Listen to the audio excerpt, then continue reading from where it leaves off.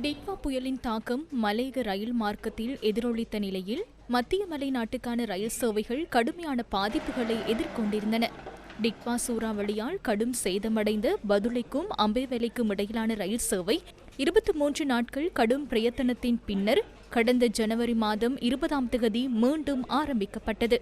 இதனையடுத்து பதுளைக்கும் அம்பேவலைக்கும் இடையிலான ரயில் சேவை தொடர்ச்சியாக முன்னெடுக்கப்பட்ட நிலையில் 20 கிலோமீட்டர் தூரம் கொண்ட நான்ஓயா பதுளைக்கான ரயில் சேவை நாளை முதல் ஆரம்பமாக உள்ளது.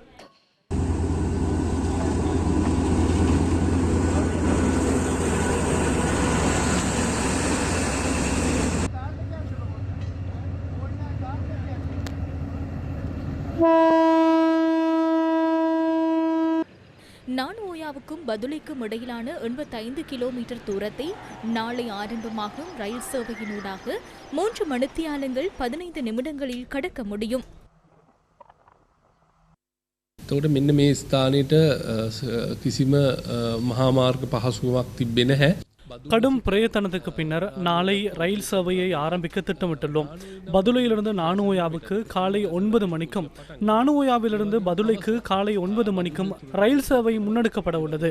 அதேபோன்று மாலை வேளையில் பதுளையிலிருந்து மற்றொரு ரயில் மாலை 3 மணிக்கு நானுஓயாவுக்கான பயணத்தை ஆரம்பிக்க உள்ளது. அதேபோன்று நானுஓயாவிலிருந்து மற்றொரு ரயில் 2:30க்கு பதுளைக்கான பயணத்தை ஆரம்பிக்க உள்ளது.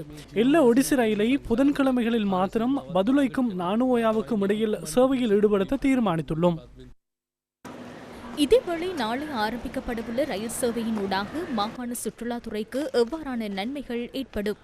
இது தொடர்பில் சுற்றுலாத்துறை பிரதி அமைச்சர் இவ்வாறு கருத்து தெரிவித்தார். විශේෂයෙන් සඳහන් කරන්න අවශ්‍යයි නානුවය விசேடமாக ஒரு விடயத்தை கூற வேண்டும். நானுஓயா ரயில் நிலையத்தில் பல ரயில்கள் முடங்கியிருந்தன.